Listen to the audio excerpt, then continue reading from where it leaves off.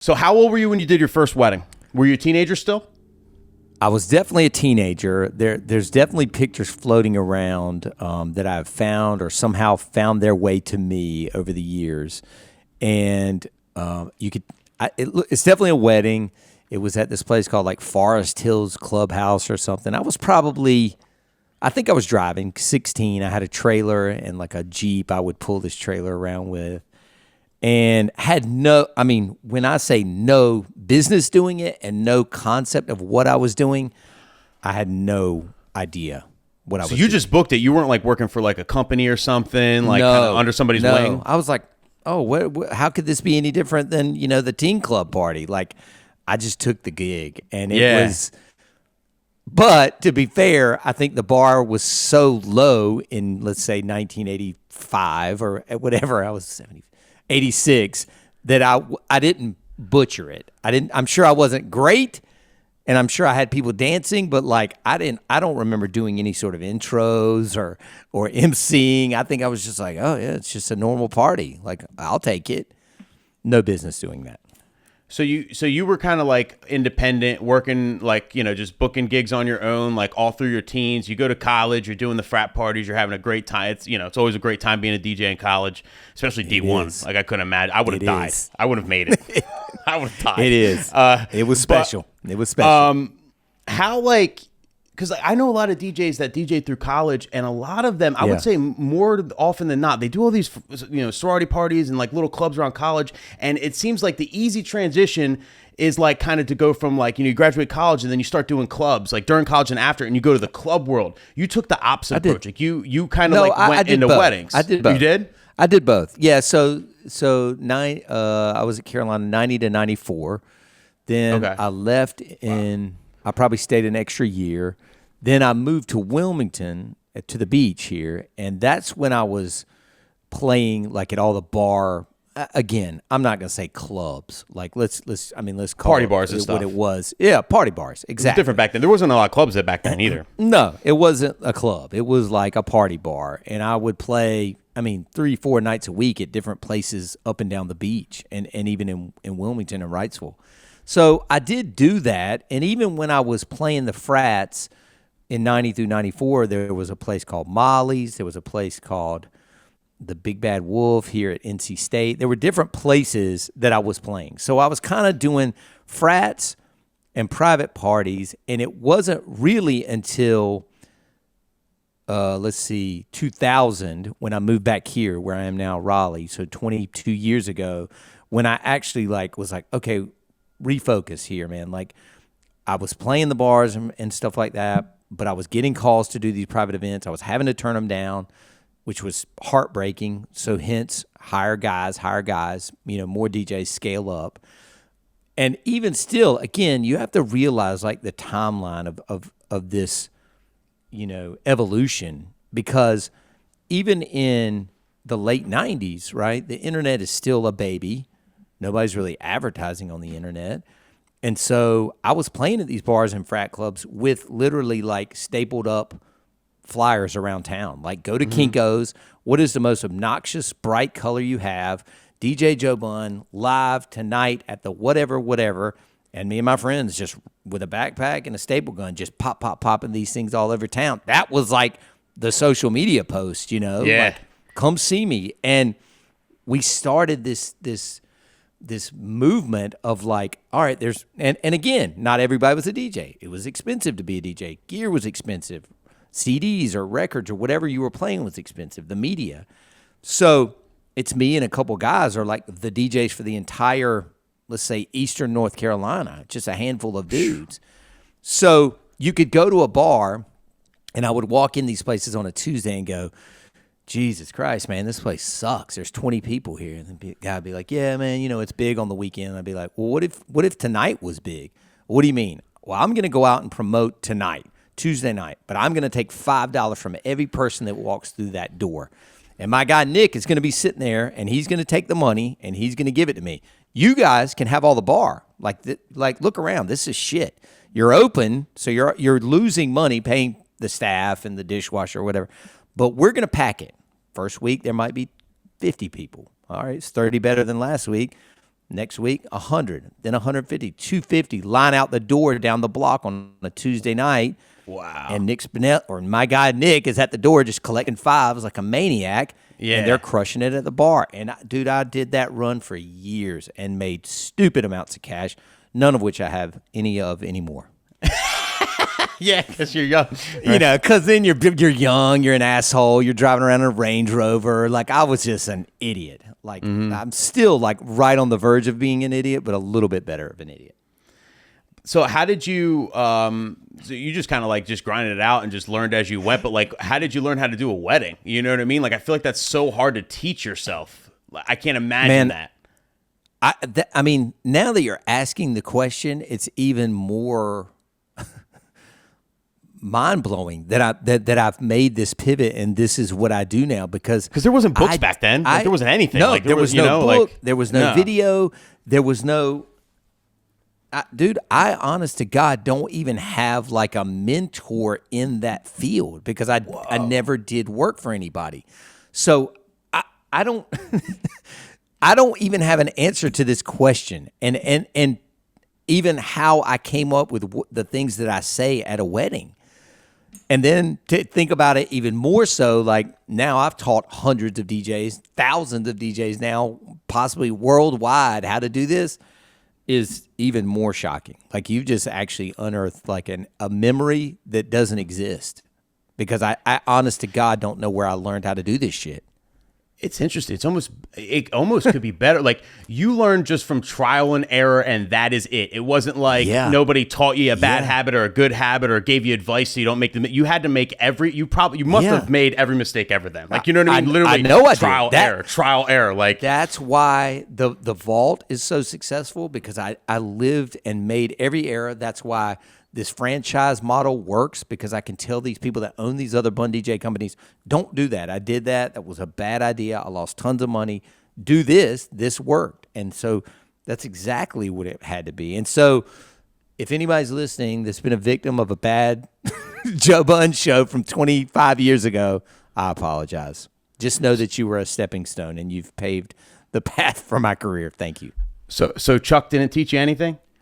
He didn't teach you how to DJ? Fuck Chuck. Don't bring that guy up. That's an inside joke. If you've never listened to us, if you've never listened to the Radio Shorty podcast, every podcast I ever was on prior to that moment was like Mr. Nice Guy and me like giving all the background.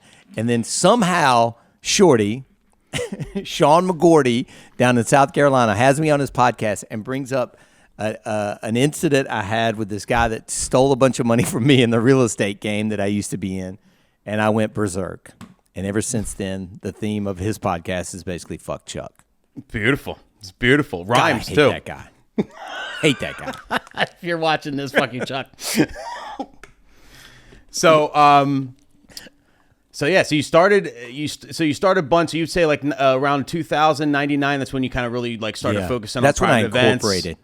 Exactly. Scaling, hiring more DJs, just building the brand, making that into a real company, telling my family, my dad that this is going to be my full-time job, which he was like, "You're crazy." I mean, that's when it really started.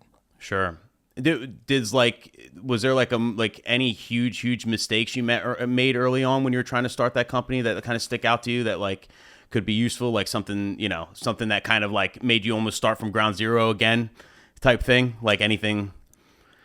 I think the main thing that I reflect back on is trying to scale too quickly, hiring guys that weren't right or weren't ready and almost throwing them to the wolves without training them up. I think that was my problem, just being so paranoid and so scared to turn down a lead for fear of, losing out on a show that I would just send out somebody that wasn't ready. And that was not the right thing to do. You know what I mean? It was kind of rectified very quickly. It's not like I never burned my name, or burned all these bridges. I basically probably sent out a couple guys that had no business doing it, made a couple of refunds and was like, this isn't this isn't what I'm trying to do. Yeah. What I was trying to do was send out Joe Bunn clones or variations of Joe Bunn that were very close to the original brand. And I was just like grabbing up people and sending them out and just to fill the dates. And that's not the way to do it. These guys now that I have here are trained, they're loyal, they're soldiers, and they're as good as I am. It's beautiful. Yeah, that's awesome. And that's probably what motivated you to start with the training programs and try and like make a whole structure. Because you started, like talking about and so I remember early, like at least in the 2010s, you were when I first started hearing about you, it was like, training DJs and kind of like in that aspect, kind of how you run your business and how you, were able to kind of scale. You're right. That's about right. It's been over a decade of like writing for the magazines, going to the conferences, speaking on the stages, but you can only reach so many people that way right now. What was your first conference? The internet? Man, I think it was the Expo up there. It was? In Atlantic City. Yep. And What year? Man, I'm terrible at this, Nick. I mean, late 2000s, so maybe 2010, 08. Like, wow. I don't know. No, that doesn't sound right. I mean, let's just say in the sometime 2000s, right? Okay. And it was, of course, Mike was still the MC of the DJ of the Year awards. It was, Big Daddy, who everybody loves, was, always doing the mitzvah stuff. And I remember the seminar. I've told this story before, but I don't ever do mitzvahs. Like, it's just not in my wheelhouse. I wouldn't be good at it. Right, exactly. Just like you pick the shows you're going to be good at, right? And so I give this seminar about generating referrals or how to get on the preferred vendor list. That was what it was. And I come in short, like me and you often do, because we speak too fast or we get too excited or whatever. And I did the kiss of death. Every single time for me. Okay, Nick's the king of coming in short on a seminar. I'm Listen, batting we're gonna book 1,000. you to speak for an hour, and Nick will hit you with like a 40-minute banger. Yep, I'm like, oh shit, Q&A, yeah, Q&A, right? So I hit him with the Q&A, and the first question, this guy raises his hand in the back, and I'm like, yeah, in the back, and he's like, are there any Jews in North Carolina? And I'm like, and Randy's with me. I look at him and I just go, some. Like, some. I guess because I just didn't cover mitzvahs, and it was such a mitzvah heavy show at the time. And interesting. Anyway, just one of my favorite stories of like, I was like, some. I was like, what? And Randy's going like, what the fuck? I don't know. Like, so I remember that distinctly being my first. That's fun. But so you spoke at that conference. So like, how did you start speaking at these things? Like, how did you even like get that connection? Being like, because you're kind of like North Carolina, you're South. Like, I know, right? I think it was via writing for the magazines. Like, I think I started writing when Disc Jockey News was a newspaper. I started there. Maybe even had an article like in Mobile Beat or even DJ Expo. Like, so I was starting to try, to get on the stages, and that was kind of my launching pad.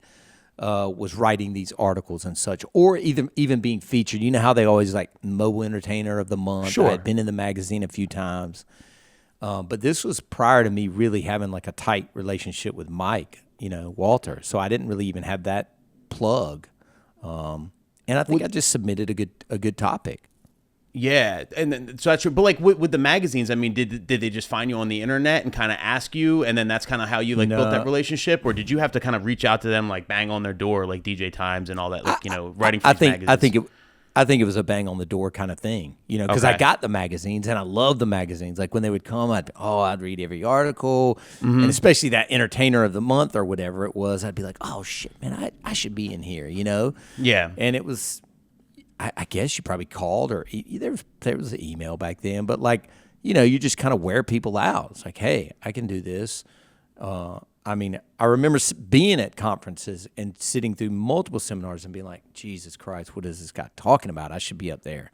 You know what I mean? And that was really the other catalyst. Like, just put me on, man. Like, I it'd be like every fifth person would be like, this guy gets it. No, sir. No, sir. No, sir. This guy gets it. And I was like, I've got to be up there. Same reason you probably did it. You know what I mean? It's like I have something else to give this community. Yeah, you find a void. Like nobody's talking about this. I need to, you know what I mean? Right. And I know a lot about this. Let me speak on this. Right. Yeah. So is that kind of, because we're going to get to all like the future stuff and like and what you're doing now too in the last 5 years, which is like super crazy. But like even like I found it when I was Googling you and digging, like I found a lot of instances where you're just on the local news, right? Oh yeah, and man. This is something that DJs sleep on. And I've never been on the news in my life. So don't get me, I'm not speaking from a place where it's like I do this all the time. Never in my life. And I don't know how. But like there's got to be a way.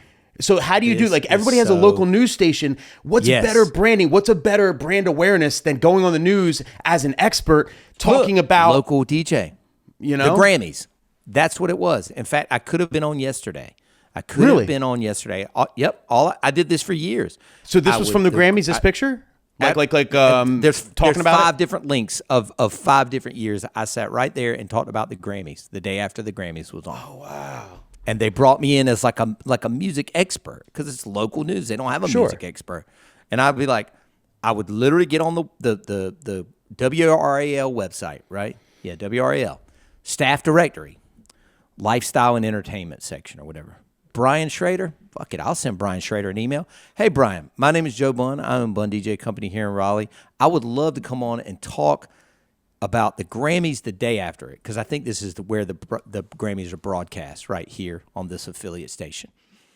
Joe, love to have you. Can you do 8 a.m. or 10 a.m.? I'll be there at 10 a.m. I'll be much more bright and have some coffee by then. He's reading the script. He kind of riffs a couple questions. I have no idea what's coming. Like that year right there, I think I said that I was like, had a man crush on Justin Timberlake or something so... And like they're like, what the hell is going on? And I was like, I don't know. Like, I mean, every year though, I did that up until about a year ago, and I just kind of got tired of doing it. But I would go every year, the day after the Grammys, and it was simply off a cold email to the right person. And maybe even the first time I emailed, they were like, I'm not the guy. I'll forward this to Karen that handles that stuff, booking guests. Send it to Karen. And maybe I had a quick phone call so she could see that I wasn't a psycho and going to come on there and talk about the nuclear war coming or something. And she validated me. And the next thing you know, they're, signing me in that morning. And I'm sitting in the thing. They give me a little powder on my big ass forehead and off you go. That is genius, though. It really is.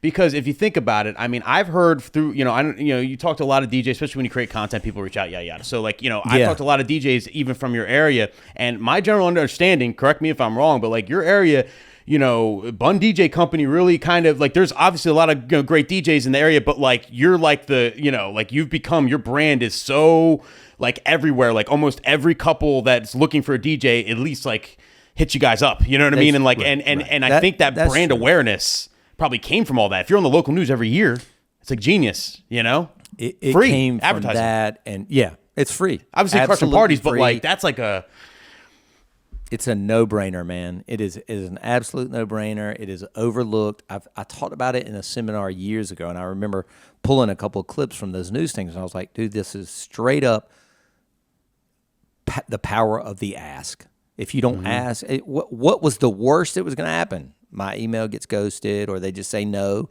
I mean, it is such an easy ask, and it doesn't even have to be the Grammys. It could have been the VMAs. It could have been, can I come on and just talk about the new albums that came out, especially during a slow news time, like like when COVID's kind of phasing out, or there's not a war looming or something. Like pick a window where you feel like the news is slow, and just start firing off random emails. You will get booked on some sort of a morning show or live local news or something like that, and it is so easy. That's super smart. Super smart. Good nugget there. Real great nugget. So we fast forward. So you get in the circuit, you start speaking, you start really getting in the education side, right? So we're getting into like the 2010s, and then your business is branching out, you're doing well, and then like, you kind of start making crazy videos. The first time I heard of you was with that where you cut the top off the car. Sure. And I remember seeing that video and being like, what the hell? And like, I don't know what came first, or the Janai, when you burnt a tux with Janai. I wasn't working for Janai. I didn't know Janai at the time, but I was following Janai. So you burnt the tux with Janai. I'm like, who's this Joe Bunn guy? You know what I mean? And I was scared. So it's one of those things when I kind of first heard of you, But you started evolving. Probably around the same era. Yeah. Yeah. What made you, first of all, what made you start to franchise your DJ company? Because I don't think, is there another DJ company that franchises to at the time in the world? There, yes, there is. I know it for a fact. Well, the Complete Music, I think, still exists. Correct me if I'm wrong in the chat. Complete Music? There's a franchise. Yeah, it was called Complete Music. I think you can Google it. It was there was a branch here, and there was one in Greensboro. Okay. And then do y'all ever have those guys come through called the Pros? Oh, Pros. Yeah. So I guess that's a similar. The Pros. I forget. I love the stingers and stuff. Anyway, I could do a whole rant about the Pros. Look, he's writing that down now. He'll literally make a show about this next week. Oh yeah, my vein will pop out over the Pros. God. So, yes, somebody else had done it, was doing it, whatever. Complete Music had done it, and I don't know, Nick, that this was on my radar of like, hey, this is something to do. It was this kid, David Fox, ran up on me. You know, he was working for me, and he just comes storming in the office one day and was like, man, I love what you do. I want to do it. And I was like, not here. And he was like, no, I'll move anywhere. He was, under 30, had not yet married, no kids. And we literally, took my finger and I pointed at Charleston, South Carolina. I'm like, other than Las Vegas, they do more destination weddings than anybody in the country. No kidding. And he was like, yeah, it's fucking crazy down there. And so he was like, yeah, I'm down. And so next thing you know, he's in Charleston. We had, we did some research, and it was a massacre, takeover. Like, he went down there and just shook it to the core. Like, this is my market now kind of thing. It was crazy. And so it started from there, and then other DJs started approaching me that had worked for me. Some had not worked for me in a decade or more, but they were living in different parts of the country. Hey, I see this is working for David. What do you think it'll work in Virginia? Sure. You think it'll work in Western North Carolina? Sure. Boom, boom, boom. 6 offices, But how did you structure it? Like, did they buy in, or like, is it a percentage? Yes, they did. No, both. It is more. If I had to explain it better, or use a better term, I would call it a licensing agreement. It's not really a franchise. And really, other than a decent, if you will, buy-in price, right? Which basically was the keys to the kingdom. Let me show you how we book shows. Let me add you to the website. Let me make it look like you have 2,000 reviews on the Wedding Wire already. It's just, instead of starting DJNick.com, you're going to start it as Bunn DJ Company of South Carolina, whatever. Mm-hmm. Automatic, buy-in, looks 0 like you've been established for 1,000. Yeah, 1,000. And then like a 4% on their sales. You know what I mean? So I don't make a lot of money. Yeah. I don't make a lot of money. In perpetuity. I start in perpetuity, right? But I started careers for many other people now that are going to be like me. And so, and again, like, you have to look at it from my standpoint. One, I think it works because all those people worked here. They knew what the culture was. They knew who to hire. They knew how to run a show, how to speak to people, how to play a party. And I never pushed it out like to the world. Like, I've never gotten out there and said, all right, I'm selling Bunn DJ Company franchises or first come, first serve. Yeah. Holler at me if you want Georgia or Florida or Boston. Like, I just never did that. And I think it worked because those people worked here. So what about, like, how do you manage, because obviously, your name is behind all this sort of thing. So, like, how do you manage, like, employees? Like, right. The guy goes down to South Carolina, right, and he starts it up. Yeah. And, he knows the culture, like you said, right? So it makes sense, but he hires. But, like, do you still train everybody? Do you make them come to Raleigh and train? Or, like, how do you, like, make sure that, like, there's no... there's no duds. It's a great question. When they first started, I did go to each office and we would set up, appointment. We would run ads on Indeed or Craigslist. We would set up appointments, do face-to-face interviews. I've been back subsequently to do like a 12-hour training on a Sunday, blah, blah, blah. You know what I mean? So it was never just like, all right, I showed you enough, go ahead. Especially their first few DJs, I definitely was like hands-on. Everything from let me see how your gear looks set up to let's run these introductions to this wedding. And then subsequently they've added on people that some of whom I don't even know, like there's plenty of DJs at multiple offices that I've never met before personally. Oh, but wow. When they first started, it was like those first 2 or 3, like, let's get you going with 2 or 3 people, and you're going to be able to scale from there. Like, record this training, watch this training, watch how I talk to these people, watch how I show the DJs to do this. We literally had have a handbook, a manual, like with a binder on it. Like, this is the Bible for a Bunn DJ company. Like, follow this Bible. If I was you. And that's, yeah. If I was you. Oh, package it up. I would take a couple I would take a couple weekends off, and I would secretly travel to all these locations, find out. You could see like what events they're doing, just show up to their weddings just in a suit, just show up, especially the DJs have never met you before, and just watch them shit their pants and go, no, go ahead, go and just stand behind them with your arms crossed, and when they miss a mix, boo, stand there, you know what I mean? Oh man, I would enjoy that. Sounds kind of fun. Oh, right? dude, you should. It's like a tour. And vlog the whole thing. Vlog the whole thing. Let the people know how it all works to give it context and vlog the entire thing. Man. Just have a secret boss of DJs. Oh, this is, oh, man. Now I want 4%. This down. Look. Yeah, look. I got to look. Write this down.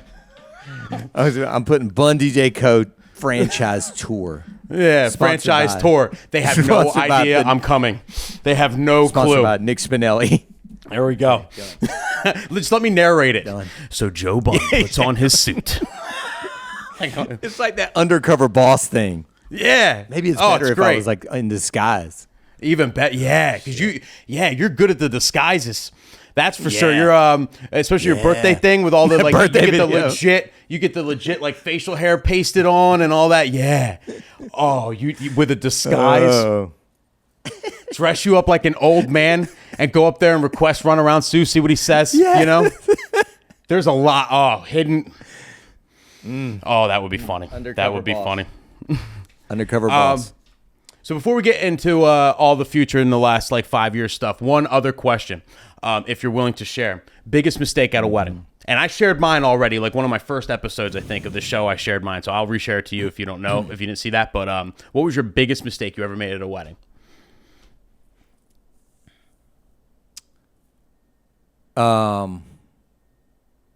Man, it's always song related for me.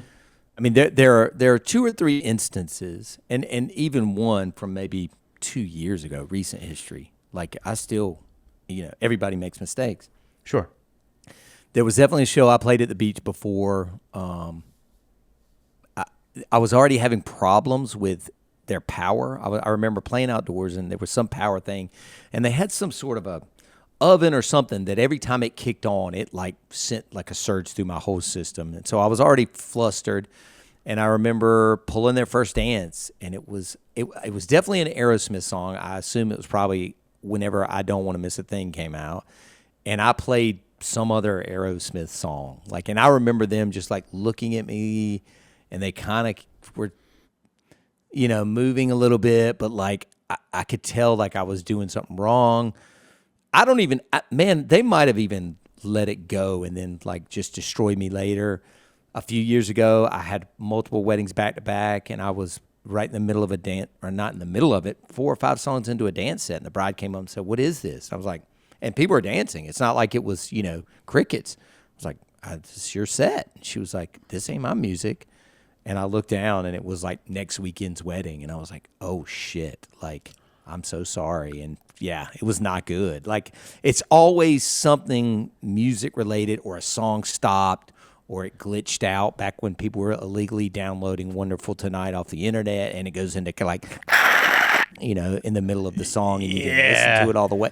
Like, That it's happened to me, always too. something, bad song related. What was yours? Have I heard this? Do I know this? Yeah. I was in college, and someone I was in class with asked me to do their wedding, and so I did it on the side. It was in a gymnasium, right? So we were like kind of in a gymnasium, and I had a real kind of like, rigged setup. So I had a virtual DJ. And my what was it, DAC 2? No, maybe it was PC DJ. That I forget. Whatever. I had my setup, my main setup, and then they wanted to come into this Disney song. Instead of like downloading the Disney song and putting it on my computer, there was no AirDrop back then either, so it's kind of harder, I guess, flash drive, whatever. But instead of putting it on my main computer, I had another computer on the side with iTunes up with that song on there, right? So like the Disney song they came out to. So when the new Mr. and Mrs. whatever, they came out, we played that Disney song off the side setup. By the way, like my now fiance, my girl, she was with me. This was 10 years ago, right? Oh, wow, when we first started dating, and I'm literally telling her like, I want to be a DJ for a living, right? And I'm like, come to this wedding with me, come be my assistant, right? So she's this first and only wedding she's ever come with me to, by the way. Okay. Why is she still with me? I don't know why. So we play the song on the side. They come in, right? I forgot to hit pause on the iTunes. I go on my main setup. I play their First Dance song, right? Their First Dance start. iTunes switches to the next song. I like metal. I like actually hard metal, like when I work out. Like I'm talking like metalcore, screamo, like breakdown. Right. And so the next song was a song by The Plot and You called "The Father's Seed," and the song starts out. Because it was weird. It didn't just go 0 to 100. It starts out with like a phone ringing, and it's like, ring, and it's like, hello. And it's a girl saying, I'm pregnant. And then the song kicks in, and the dude screams, no, don't go, say no. Right, literally. I swear to God, look up the song. It took me 15 seconds, which was a lifetime, to figure out where it was coming from. I'm like, because I heard the phone ring in the beginning. I'm like, what's that? What's that? I'm looking, and the couple just stops dancing, looks at me. It is blasting through my JBL Eons. No! I'm like, finally, channel 3, I break down. I'm like, oh God, oh God, oh God. And then they continue their first dance. The couple, God bless them, they're just like, oh no, it's fine. We thought it was funny. I wanted to die. I wanted to die. Obviously, you give them a refund, all that. So never again. Oh man. Keep your songs on the same computer, DJs. The big lesson brutal. that day. And then I wasn't a new DJ then. I was 19, but I started when I was 15. So I was like 4 years. I've been to a lot of weddings. I was trained, through a company, went through a lot of weddings. I was like an assistant, like 80 weddings a year. So sure. There's no excuse for that. It was just like I was getting, it was like a real humbling experience. It was like, Dude, never again. I think the worst thing a DJ ever did here, and I'll let him go. So he got a fireable offense. A fireable offense. This is a classic. This was early on, 15 years ago. This big old boy, country ass dude from West Virginia. He had done a run of shows from me, but then he also cut concrete. So he was back and forth to Virginia. He would hustle back on a Saturday and do a wedding. And he was just all over the place. He just became super busy. And he didn't prep for this wedding. He shows up. He gets on the microphone during this one moment, and it was that song, Eric Clapton, Tears in Heaven, right? And he plays it. He sees on his pad, it's a dedication. He's like, this song goes out to Crystal. Crystal, come on up here, girl. And she's dead. No, frantic. It's the bride's dead baby. He shouted out a dead baby. So from then on, we called it a DBSO, the dead baby shout out. He literally shouted out a dead baby's name to come up there to the stage with him. Swear to God, I can't make this shit up. The dead baby shout out lives on to this day. I've told that story. I said, Drew, and it was on video. It's on video. It's on video. This girl, Christina, at the time, This girl, Christina, was the videographer. She used to work for me and do video. We used to do video on the side, and she was like, she stopped recording. She was like, I couldn't even hold the camera anymore when I realized what he had done. And like somebody ran up there and whispered in his ear, was like, no, that's like her dead child or something like that. Dead baby shout out, fireable offense. I'd be like that SpongeBob meme. Like, all right, I got to head out now. You guys, you know, there's no DJing after that. I got to head out. Oh, man. People in the chat are like, what a mess. Yeah, it was a mess. My God. Yes. So, do you have any tips? So, like, you know, when you're DJing, like, you're going to make mistakes. Things happen, right? Not as major. Yes. Hopefully, no one makes any major mistakes as like we just talked about. Out. Right. Yeah. Or, you know, me with the metal song. These are very major mistakes. These are monumental. If you made these mistakes today with Wedding Wire and then not, my God, you're gone. You gone. Change your name. Change your name. Grow a mustache. Do something. You're gone. Okay. You go.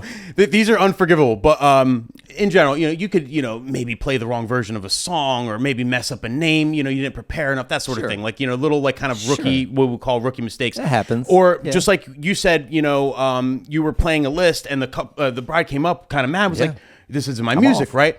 When something like that happens, right, you're starting to dance, everything's great. You go from like kind of doing your favorite thing in the world, DJing, to the bride just said, this isn't my music. Now you feel this big, right?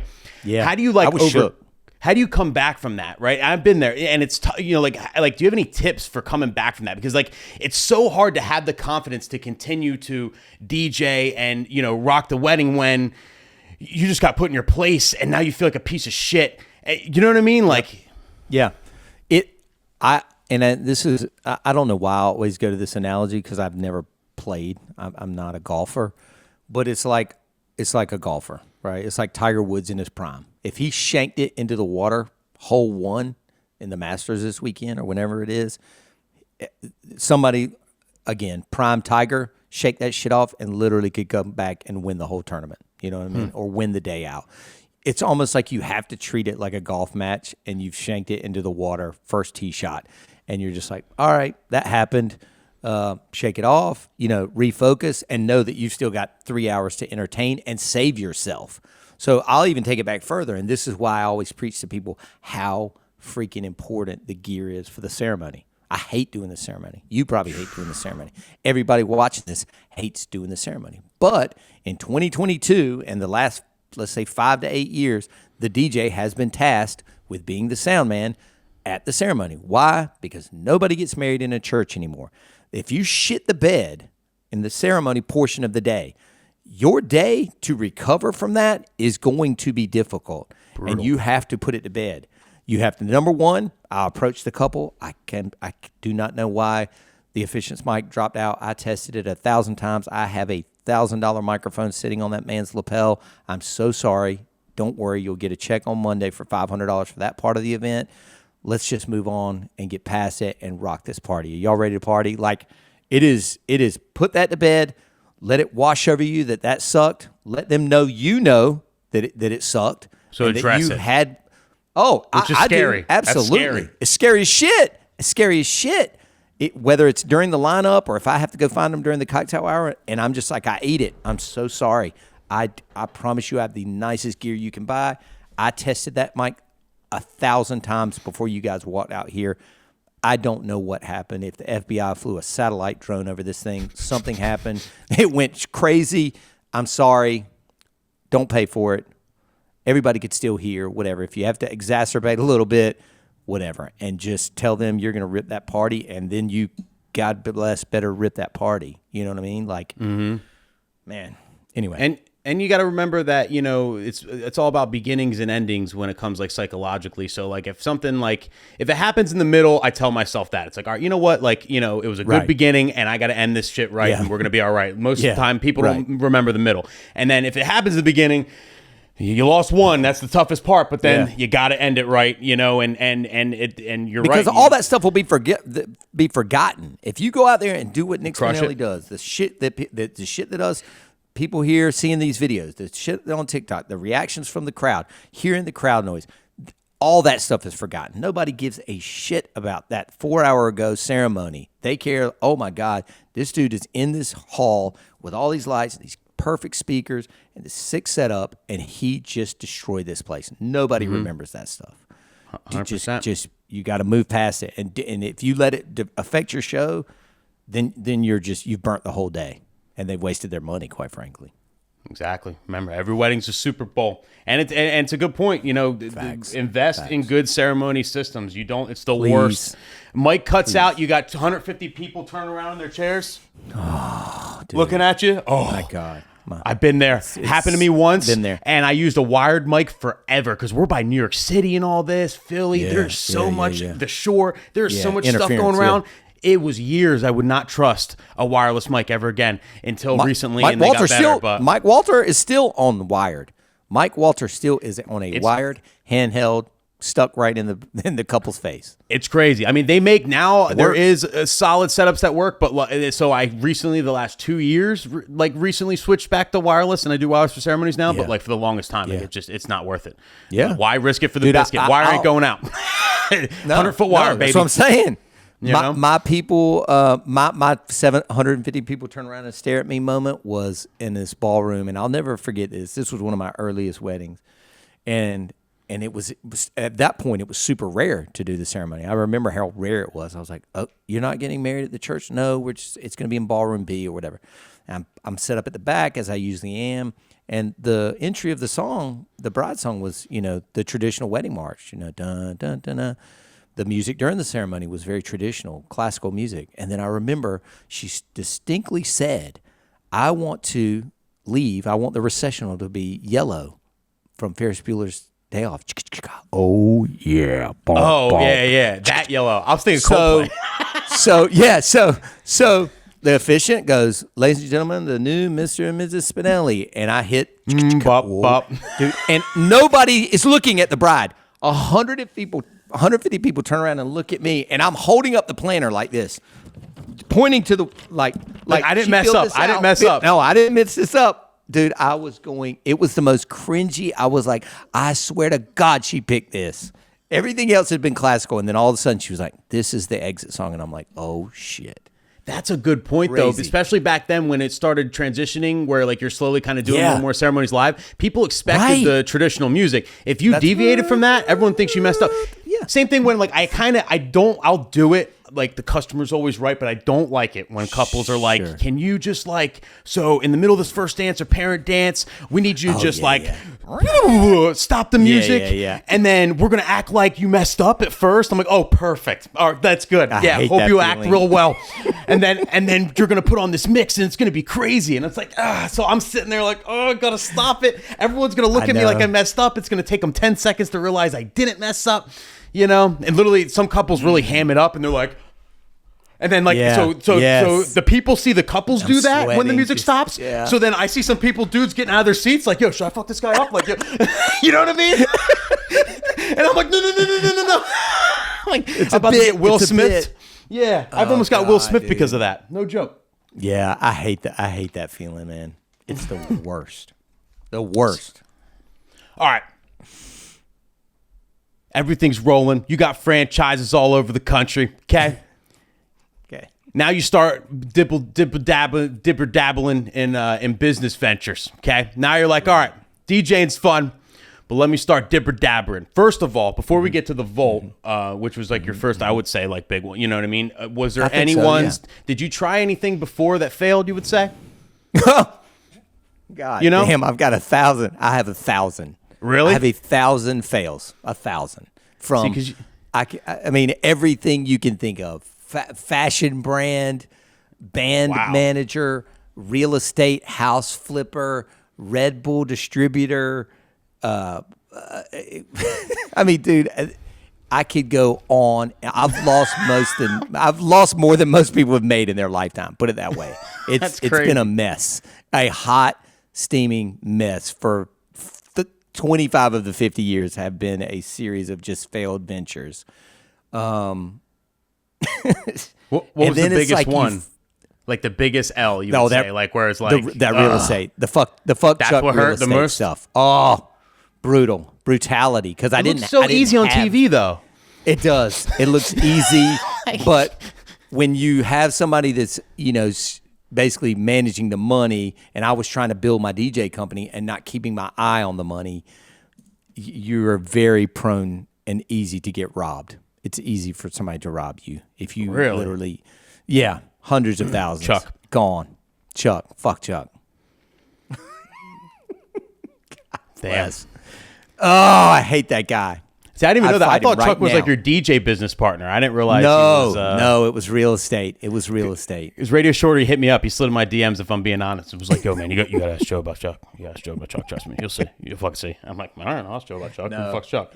No, I've never had a partner in the business DJ partner. business. I was like, so did Joe teach you everything you know? Like, or did Chuck teach you everything you know? Like, Chuck did not. That was going to be my angle. Chuck was a shyster.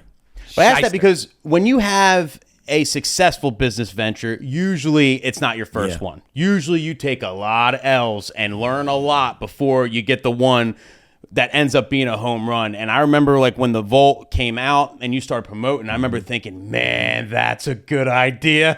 That's a good idea. Like that's a whole, like where did that concept come from? Did you, did you see it in another industry kind of similar and you said, well, this doesn't exist in our world? Or was it like just kind of thin air?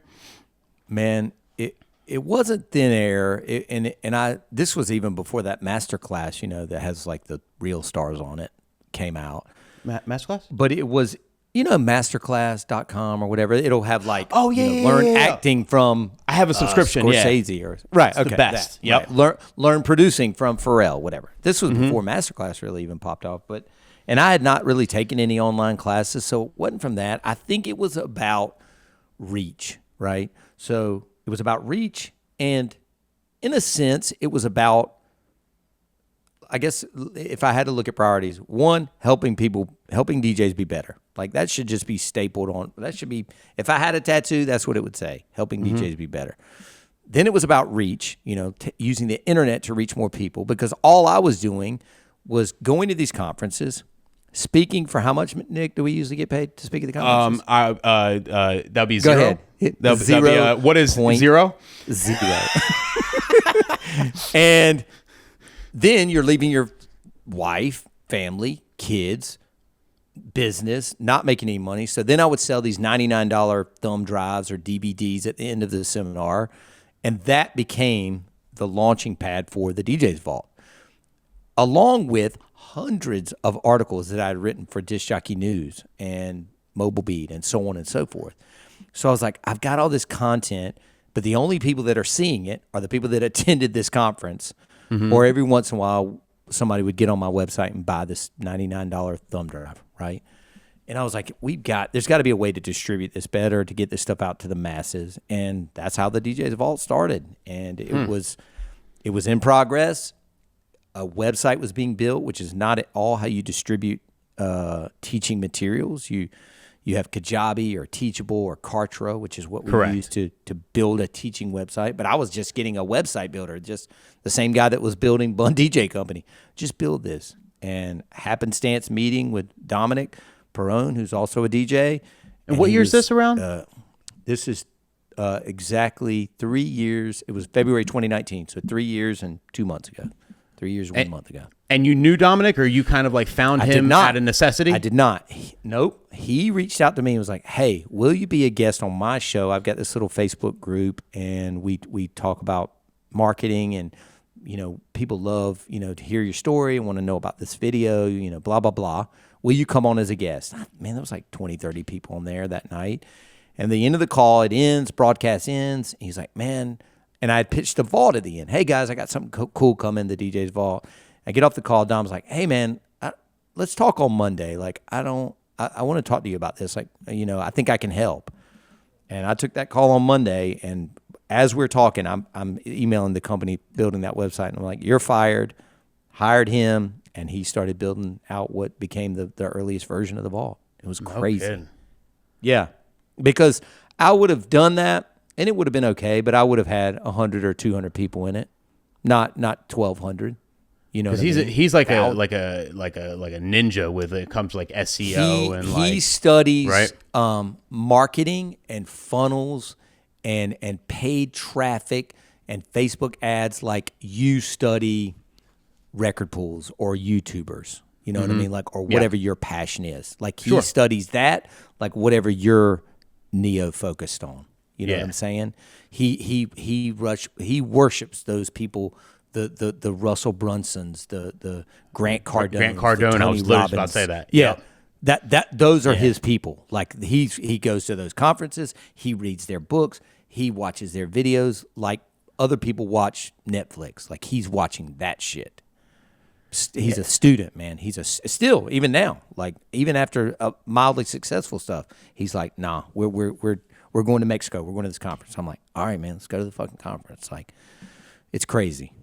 And it's so smart because you had all that content, all the articles and the videos and everything that you kind of put out there. That's going to live there. So you sign up to the vault. Everything that you would buy, kind of a la carte, is all in there. So you can just get it for like one price per month, and then you're able to loaded it. Yeah, and then you're able to reach out to other DJs and just get a ton of it and have seminars and basically. Yep.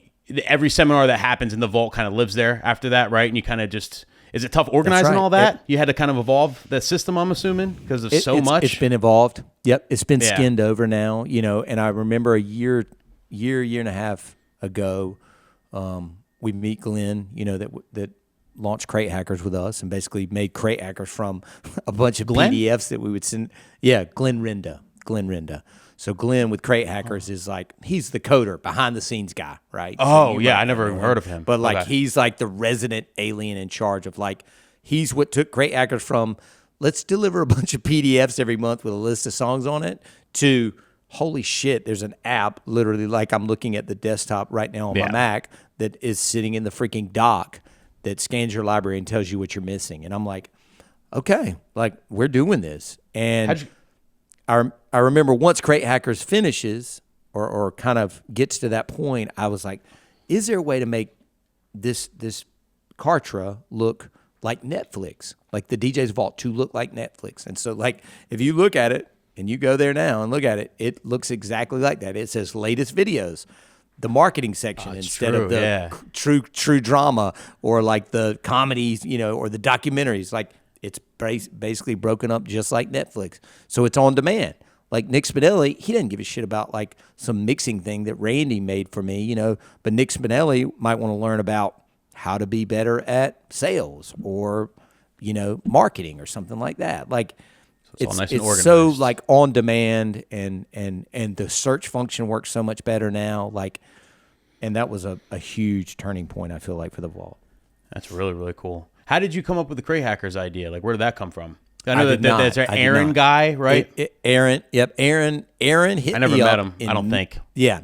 I don't think in face-to-face you have. No. May of 2020, which couldn't have been a worse time to seemingly launch something for DJs, which actually turned out to be the best time to launch something for DJs because everybody was sitting at home, in the pandemic, and wanted to work on their music. And he hit me up and he goes, I have this thing. It's called the Perfect DJ Playlist. And I'm like, okay, tell me more. And he's like, so I'm a radio DJ, and I knew him. We had met before at conferences. I'm a radio DJ, and I get all this special reporting. And he had access to this site, that site, the energy of the song, the valence of the song, stuff that I was like, okay, where's this going? He's like, what about mixable order crates? And I'm like, I see what you're saying. I still don't know if it's a subscription type thing. And it just, dude, from where it was to what it is, let Netflix know, yes, is mind-blowing.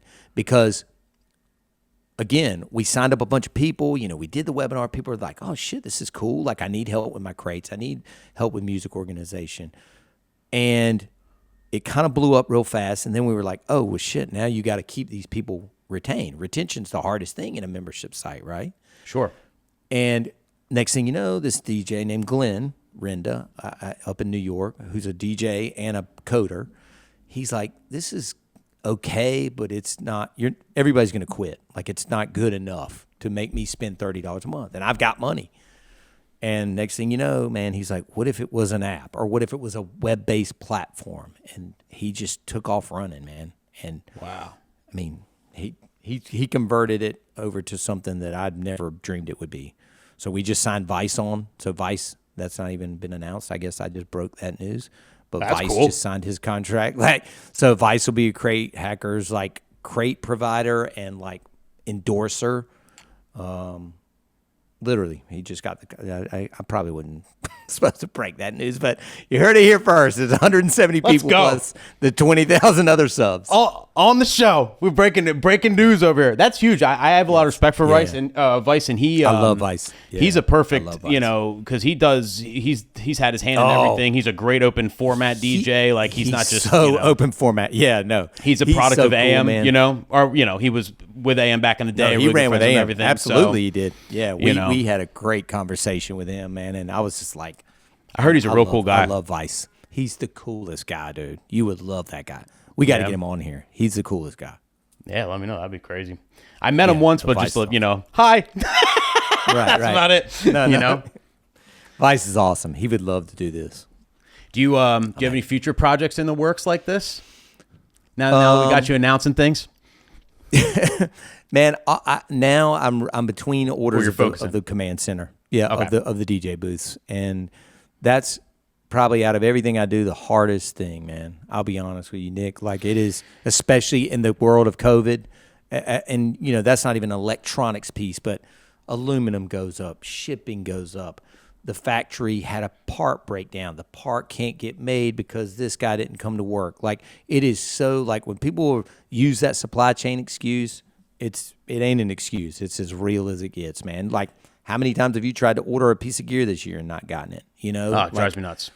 I mean, it's crazy. You cannot get shit. So we're between orders right now. We're about to ramp up again. But that is a very difficult job for not a lot of money. And it's tough too. And it's tough too because you're like kind of like small fish in big pond kind of thing. Like because when you first started doing furniture, I think it was just kind of like Hoverboard and you like Toad Maddox had his booth and that was it. But like then Toad did, all these Pro X, Odyssey, and the Max, like all these but the big fish like Pro X and Odyssey they're big companies already. They're eyeing them up. It's not proprietary. It's like what furniture's a thing now. Let's make furniture. So like you have. It's everywhere now. Furniture is just everywhere. What do you choose? How do you set yourself apart? But aren't you happy about that? Like, don't you look back at some of your old setups and are like, I can't believe I used to go out with that shit. It's become the standard. I am, and I'm happy about that, man. I'm elated when I see, especially when I see my stuff out. But every weekend I am flooded with direct messages of like, check me out, man. These. I guess 300 or 400 people now that have bought this booth are so proud of it, right? Yeah. And that makes me proud. Dope. And it makes me not stop. It makes me like, God dang it, man, we got to make another run. You know what I mean? Like I can't stop now because I'm so proud of what these people have done, like going from a banquet table, with a road case on it to like, look at my setup. You know what I mean? And they don't have selling 10 mojo. more minutes of, dude, it's mojo. It's swag. And then they're selling confidence. it. Right. Then they're putting it on their marketing and their brochures, and they're getting better bookings or higher prices. Like, I love that shit, man. I just can't stop doing it. I don't make any money on it, but I can't stop. Not yet.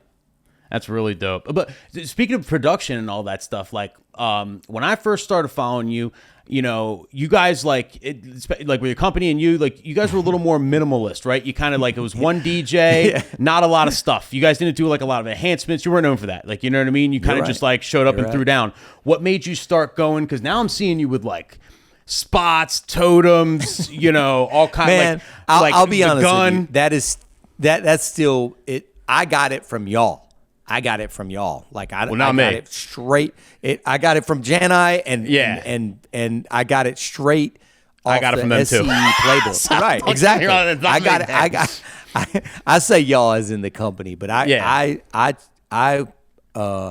became close with Janai and it wasn't even money based. I didn't look at it like, oh, this is another line item. It was just like, shit, man. Just the media and the cool factor just kind of went up. And I'll be honest with you, man. Out of the 16 guys just here in Raleigh, I'm the only one that, when you see that stuff, I'm the only guy out there that weekend with it. Most guys are still the DJ Evolves or QSC K12s. Everybody owns their own stuff. They own their own stuff. Right? Okay. Yep, they own their own stuff. No. 3 guys out of 16 have a command center. Most of them have like a nice looking facade, pop-up table, Rode K's, clean cable management, really good mics, great ceremony. They're not taking all that stuff out. I charge a premium and basically say I'm bringing this stuff with me. And even still, my stuff is way scaled down from stuff y'all do. I might have 2 pop-ups, 2 movers, no TVs, no multiple movers. I'm running everything through Sound Switch, so it's just bang, bang, bang, Chinese up lights, and maybe a cryo cannon in the kitchen in the back. And I usually give that away. The kitchen. I'm like, if it hits that like prime part of the party, I'll look at Saquon. I'm like, go get the cannon. He's like, oh yeah, it's time for the cannon. Get the cannon. Let's blast Grandma in the face. Yeah, exactly. And it always seems to be we found love. It's just like we found where love. They jump. Like, this is the 1, 2, 3. Yeah. Yeah. Do you so you package it all together? So it's like one. It's like a whole. Yep.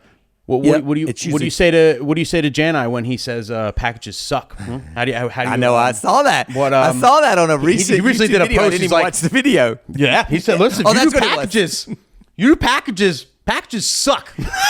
It said like we're things I do like that. Or something, or things I don't like. I was like, what do you have to say about that?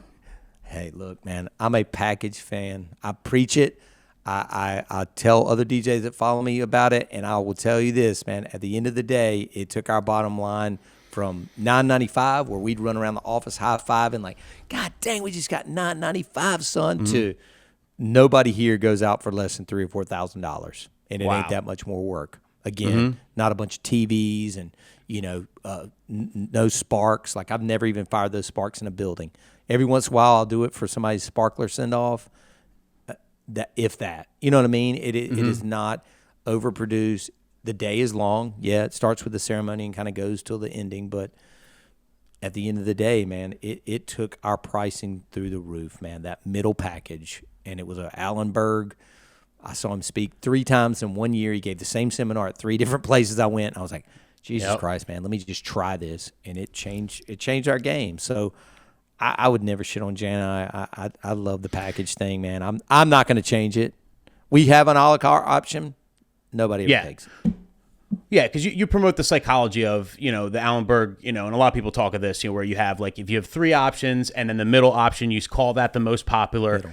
85% are going to pick the middle option. You'll have a couple people that'll pick the more expensive option, and almost nobody will pick the bottom option. So, like, at the end of the day, you know what I mean? You're going to average a lot more than if it was just, all kind of. And I think it has to do with regional too. Like, in all seriously, I'm just busting your balls trying to. But regionally, packages a lot of times probably are better depending on where you're at. If you're in a super metropolitan market like we are, then that's when you can kind of a la carte. That's when like people are kind of used to that sort of thing. It really just depends on like your clientele, because like I'm sure you can go into some markets and try and be a la carte, and everyone's going to be like this is like, you know what I mean? Unless you're like, unless you have some crazy clout or something, it's going to be like, listen, Brian B would come on here. He'd say your favorite person would come on here and say the same thing.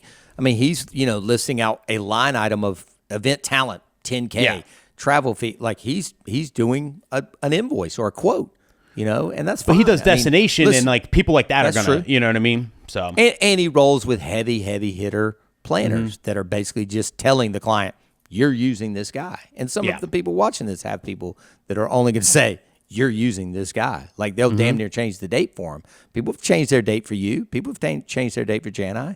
That's crazy. The best compliment, man. It's the highest compliment. Highest compliment. Really is. It makes me feel all warm and fuzzy inside every single time. Like when are you available? I can do this date, this date, this. I'm like, oh wow, right? Holy shit, right? Still can't believe it. They booked like, are you sure? Down. Like, dude, that's what I'm telling you, man. Nick, when I started this game, when I really ramped up the company 20 years ago, we were so low on that to-do list of the wedding scene. We were like down where. I don't want to shit on the photo booths, but like down by the photo booth, or like down by the are we going to get glow sticks or not? Like, and then we kind of moved to the middle, and now, I mean, look at that. Like if somebody's asking you, we're going to start with Nick Spinelli, and then we're going to work down. Venue, caterer, blah, blah, blah. That's insanity. And that's, in recent history, we've moved up like that. The DJ is the new like focal point, the new rock star. Let's go.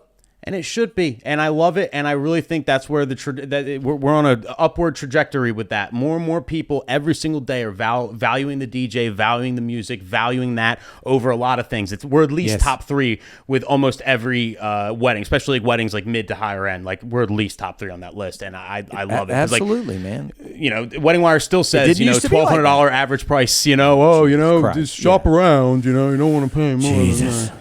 You know, but it's unbelievable. Yep. Really, like you, really me, is huge. like everybody. Yeah. we are changing it. Like that's what my guy in Charleston the other day, he was calling me. I'm thinking about upping my prices. I was like, yes.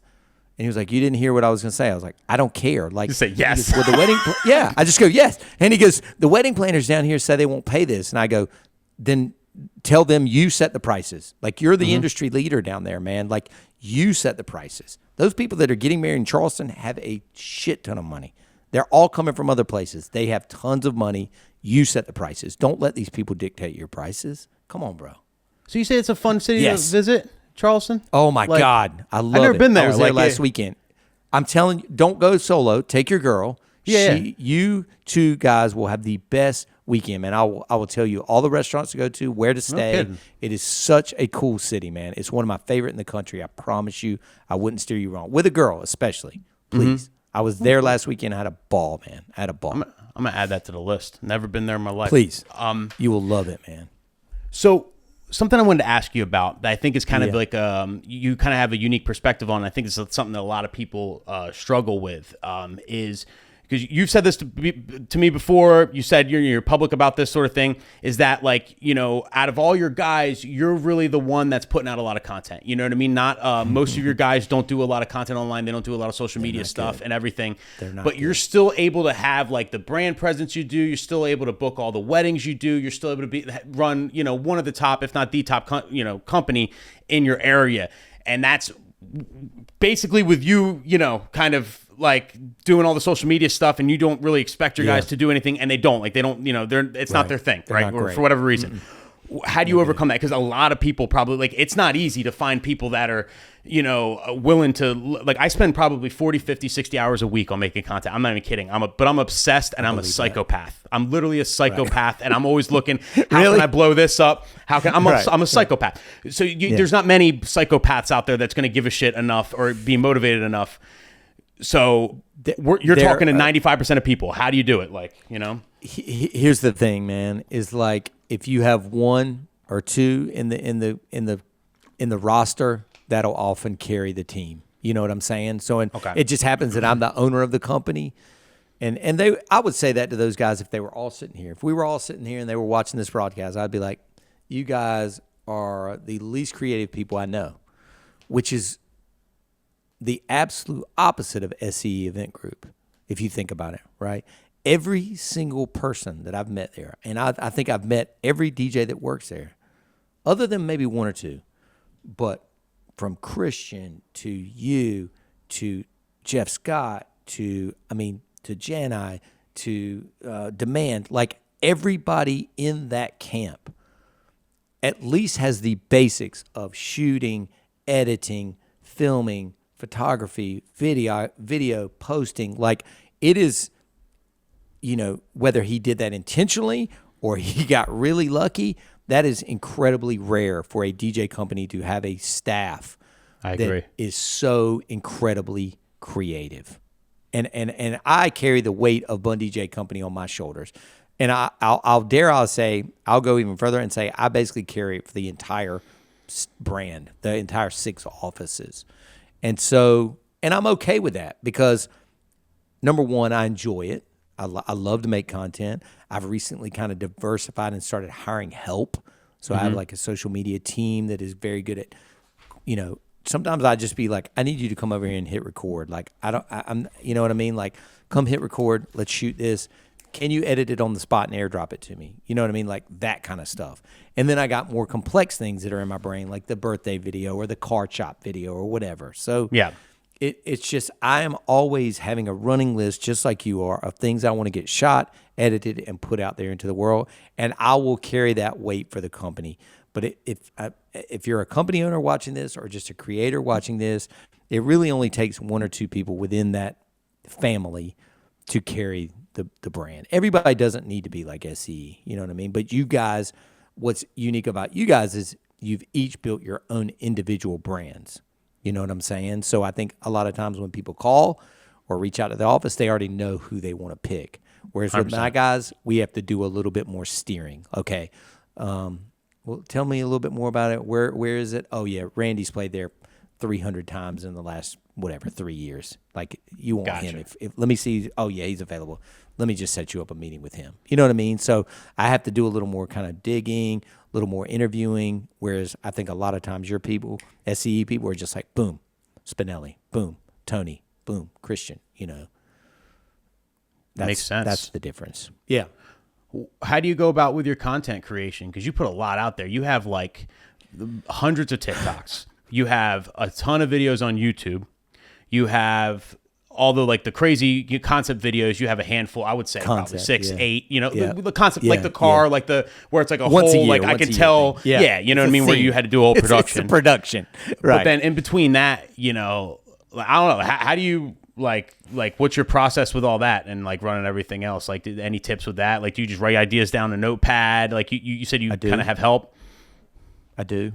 I always have a running list of ideas, and then I always have people here at least once to twice a week just rolling cameras. So some of it is, you know, even the vault videos. You know, I put out new videos the first of every month. Those are all on a prompter though. So let's just say I'll say come like tomorrow we're shooting from 12:30 to 4. Shooting so what? The first thing.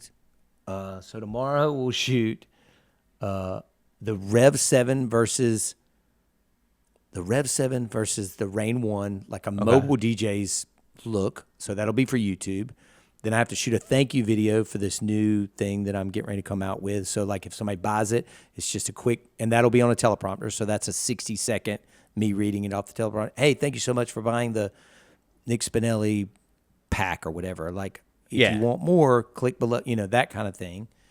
Then we will shoot about 25 quick DJ tips that'll go on Reels and TikTok. So it'll be like some of the stuff like you've seen me post for lately. Hey guys, please stop calling the bride and groom. Use their goddamn names. Blah, blah, blah. Right. Yeah. Those, and I can do those just boom, no teleprompter, just run the camera, roll, don't stop, you know, and then they take it, chop it up, spit it out, top it up, spit it out. And then I need to shoot some Crate Hackers ads. So that's where those are probably like, you know, me doing something stupid. Like sometimes we'll just go outside and I'll grab a stick and run through the woods and act like I'm Bear Grylls. Like I'll just do stupid shit just to get people to stop scrolling. Like there's people in the chat. I saw some guys like, I blocked all of his ads. No hate. I'm like, like, I mean, I ain't mad at you. I get it. We go hard, you know, when we push those ads, but that's how we've gotten people to sign up. And dare I say, man, and I don't even say this to brag, like I get emails every week. Like this, I get emails that have A, you've changed my business, and B, you've changed my life. And that, you talk about powerful shit.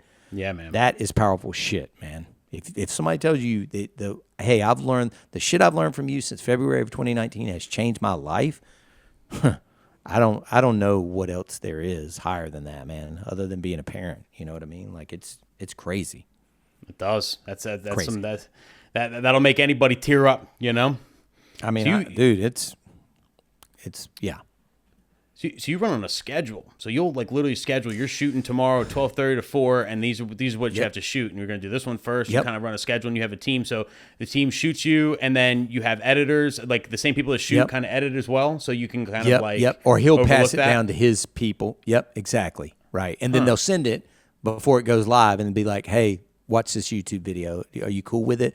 And I'll be like, oh, you know, we missed a cut there, or add a B-roll of the controller there, because like people don't know what I'm talking about when I'm talking about this button, or you know. Yeah. But normally it's just a quick watch through, and I'll be like, yep, you missed one thing. Change that title. I don't like the way that's spelled. Whatever, and then they'll move on. Do you write off the cost of it? Having these people do it as marketing, like, can you write all that? Oh off? Yeah, it's definitely a business expense. Absolutely. Shooting, editing, all that stuff. You know, but I don't, but again, you know, you and I are so far, I know how to, I'm the very most basic at a song edit or the very most basic at a iMovie edit or something like that. You and I are born in just different generations. You know what I mean? Yeah. And it's like, what is the price of your time? Right? Exactly. Could I get a DSLR, figure out the settings, probably call you, get some tips, shoot a gig log at a wedding, dump it on the thing, chop it up, do a show like this where you've got stabs and little commercials and Jesus Christ, the cheaters ad or even like earlier I was watching the show like today, you had all that stuff prepped, the OG DJ guy, like that's a shitload of time, like you said, and I just don't have that luxury. You know what I mean? There's too many other things going on where would I love to have that control and do some of that stuff? And am I creative enough to figure it out? Yes.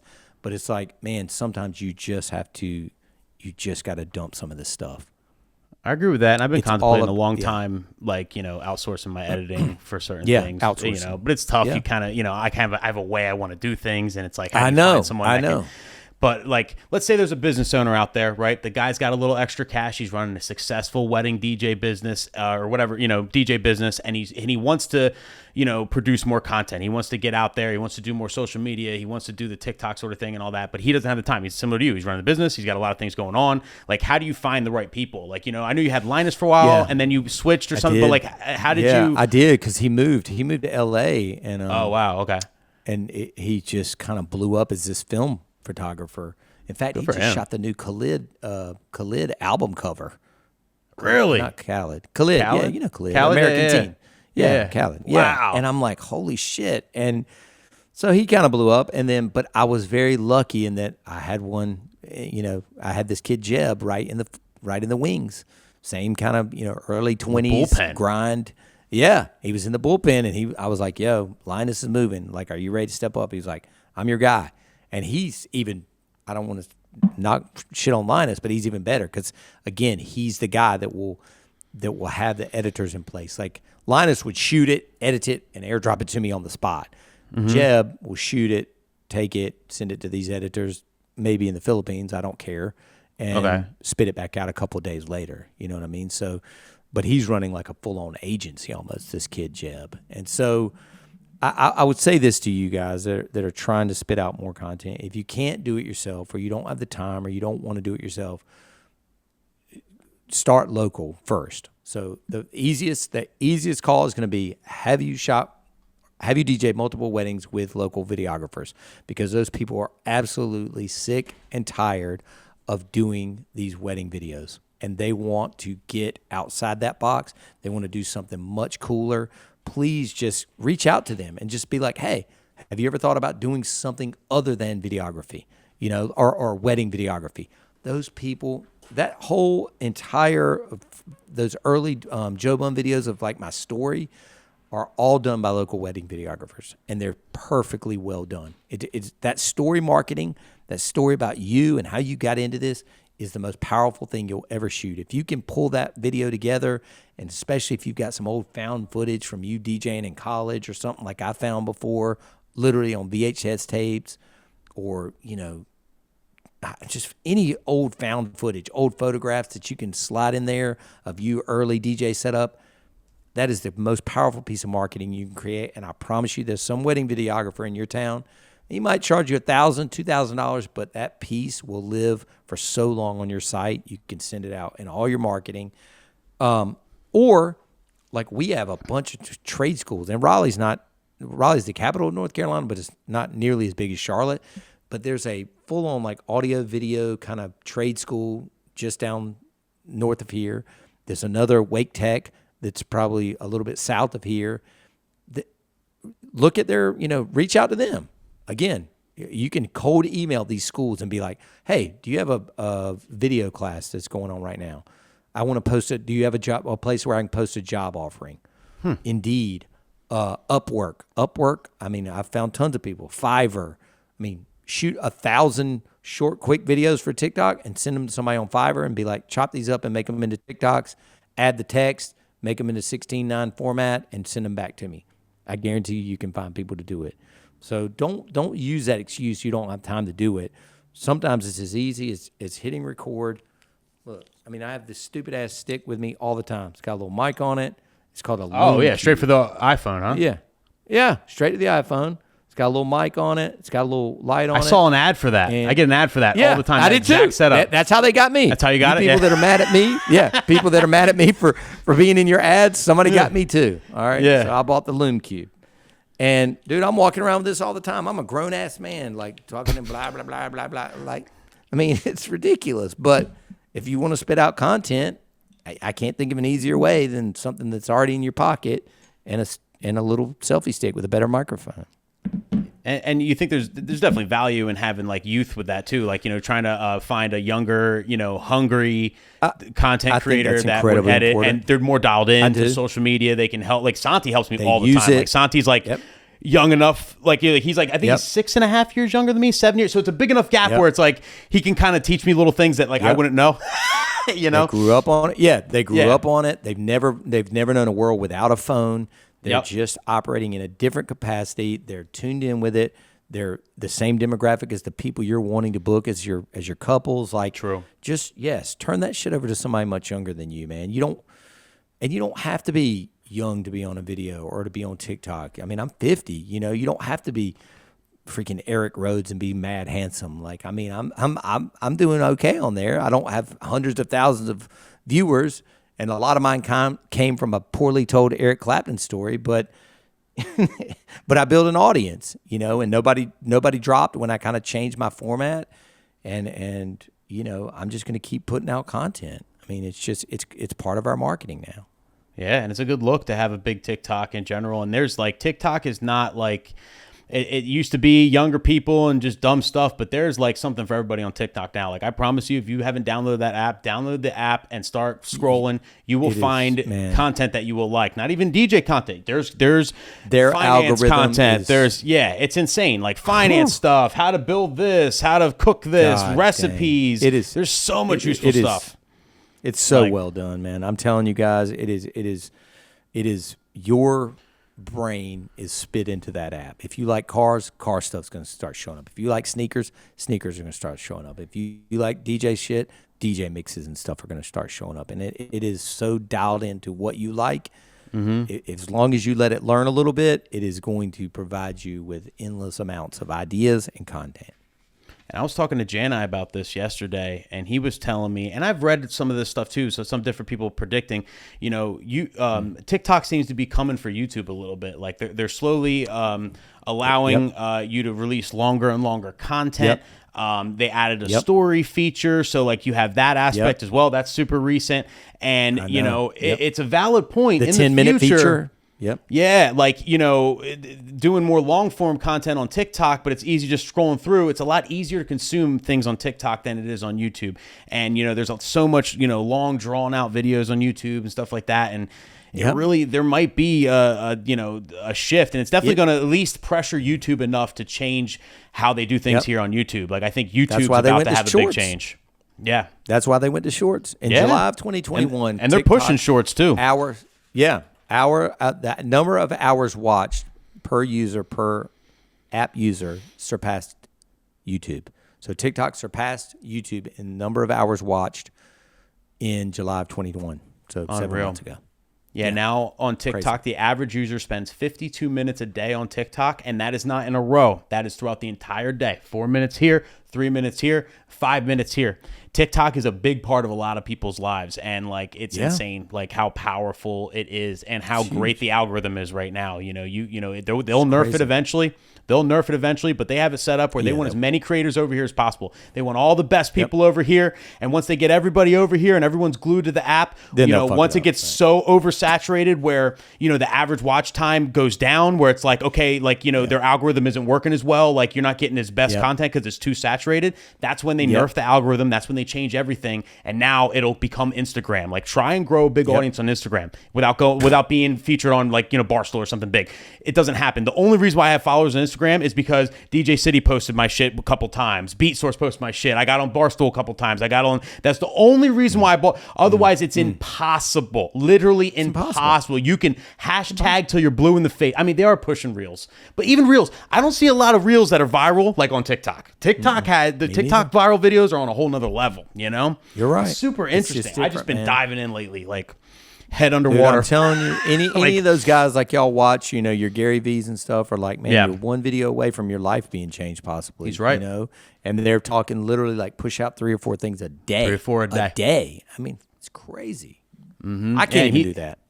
He says a mix too. He's like, listen, you know, do at least 1 a day for your business, like it has to do with business content, and the other 3 or 2 you can, you know, mix up, try trends, do this, do that, Sure. you know, and just grind. And another thing with TikTok is like every video is a fresh start. So like, you know, you can have one video get 7 views, the next one gets 70,000. Whereas YouTube will penalize you if you have 3-4 videos in a row where your retention is low, where people aren't watching your whole thing, they're skipping through, and you have 3-4 videos in a row that shit the bed. Your 5th one, you could have the greatest video of all time. It's your masterpiece. You put up number 5, YouTube's gonna be like, nah, fuck you. We're not. No. You're dead to us now. You're dead to us. Start from ground 1 again, literally. And I've nerfed my algorithm 10 times, like doing that, and I've learned. I'm telling you right now, if you want to get on something now, like you're like, what's my move now? TikTok. It ain't YouTube. It ain't Instagram. TikTok is now. If you're gonna focus on one thing, that's right. Right now, one thing. That's your move, and I don't think anybody would disagree with me. If they do, they're wrong, because this YouTube is a grind. You know how much Nick has to spend to get, what is it, 20,000? 20,000. Jesus Christ, dude. Not much at all. I mean, about to hit 2 million the grind views. I've had to hit. Dude, I'm at 7K, and I've been doing this shit for like 2 years, constantly. I mean, 400 videos. I have like 400 plus videos on YouTube now. 400. The amount of hours and work just to hit. You know what I mean? And that's the only thing. It's the only. Yeah, and then you see people like, oh yeah, it's easy, just, you know. But no, it's not. No, it's not. It's not easy. It's super hard. And then think about this, you know. So Nick's most viewed TikTok, I think, has 18 million views, right? 22. A throwaway clip, okay? It's a throwaway clip of a reactionary moment at a wedding. So he's being shot. He's already playing. He's paid to shoot, you know, to be at this gig. So he's not in some studio. He hadn't built some set. It's a real reaction. He's got his homie shooting content. He's playing his parties like he does, so he's not doing anything out of the ordinary. He hadn't taken any more time than he was already going to spend. And this camera pan happens to get a girl hearing this Britney transition that we all probably done before, although not nearly as well as he did it with the but. Has 22 million views on it because in any other world, any wedding video, that's a throwaway clip, cutting room floor, bullshit clip. But the fact that it's TikTok and is so consumable and short, and like people are like, oh, I've been that girl, or oh shit, I want to be that DJ. It picked up like that, and that video is massive. And I guarantee you that I don't even know how many followers you got from that video, but god dang, I was like, man, any other video world, that's a throwaway. But in the TikTok world, it's a winner. It's a freaking winner. 100%. It's crazy. And, you know, getting a viral video is definitely luck. It's just like when it's going to happen, right? You know, the stars got to align. The right people got to share it, stitch it, whatever. That's right. You know, it's got to be good, but for it to really take off, it's luck. And, you know, the biggest advice I can give anybody that, like, you know, if you end up, you're pushing out content, number one, push out as much content as you possibly can, because you're just increasing your odds of getting that viral video, number one. Number two, if you get lucky, when the stars align and you get lucky and you finally, after, like, I literally teared up, man. When it hit 1 million, I'm like, oh my God, I finally did it. I did it. All these fucking years, I have a viral video, right? Yeah. Like when the stars align and that happens, feed the beast. Feed the beast. Don't sit back and put on and you know, whatever, celebrate, but, like, you know, feed the beast. After I had that, I saw that thing hit 1 million. I'm like, I have to do at least 1 or 2 TikToks a day of that same caliber, and I'm gonna feed this beast and see where it goes. And I want to have a body of work that the more people check out this video, I have a body of work that they can check out. You know what I mean? And you have that body of work, and then so the one person that would have just, because that was my second TikTok that I posted since I posted a bunch before, but my second one I started doing TikTok somebody again. has Literally done number some 2. deleting here. Right. Oh, I delete. So that's another thing. when I went viral, I deleted all the shit that didn't have to do with DJ that I thought these new people wouldn't like. I deleted it all. That's another thing because I don't want anybody. That's what I was like. I was like, wait a minute, where are the rest of the vids? Yeah, I had a bunch of routines I did a year or two ago or something. I posted, never went anywhere. Yeah, but I deleted all the trends I did, all the stupid videos. I deleted everything because I wanted all the content to be what the people would like, and then I just fed the beast, and I tried to build as quickly as possible a body of work. So they catch me on a viral video, they go on my page, they don't just stop at the viral video, they watch 5 more, and then usually what the kid does, right? Exactly. If you get people to watch 3, 4, 5 of your videos, all of a sudden now they're kind of a fan of what you do. Now they're going to hit the follow button. You know what I mean? Now that what I like what this guy does. It's not like this, all this different shit. And it's like, all right, well, I just like the one viral video. I like that. I'll keep it in my likes. That's cool. That was a cool video. I don't want to see this guy dance. I don't want to see this guy. I want to whatever. You know what I mean? So just feed the beast. Don't sleep on it because it'll never. I probably will never have another viral. Like that. Like that's probably my one. That's my one moment. You know what I mean? And if I didn't capitalize on that moment, it's over. I would have never. You know what I mean? So you're right. Sorry for the tangent. It is crazy, bro. No, I did the same thing when I was doing the music trivia stuff. Wonderful Tonight. And I kept pushing out those stories. I'd read them. I'd remember them. I'd hit the record button. Boom. Here's another story. Here's another, and I just kept pushing them out. Multiple videos a day, and the music trivia stuff when I was doing that. Anyway, man. Crazy stuff. Good Lord. Yeah, hour and a half flew by, Joe. Any final words for the people? I do have I'm so hungry now. I can't think. Yeah, I know. I'm starving. Follow him on YouTube. I have it direct linked below. Everything else is at Joe Bunn, which I have right here. Yep.